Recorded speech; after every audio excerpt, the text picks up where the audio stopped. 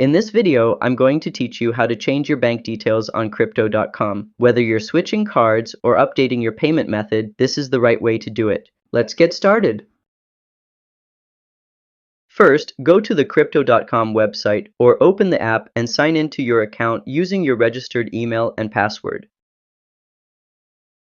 Next, head over to the Accounts section at the bottom menu if you're using the app, or on the left side for desktop users.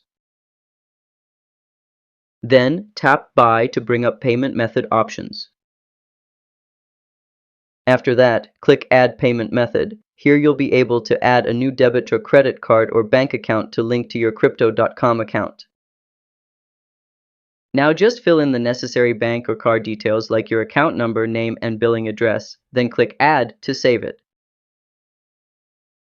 And that's how you change bank details on Crypto.com. If this helped, don't forget to like and subscribe to How to Tutor for more crypto guides. See you next time!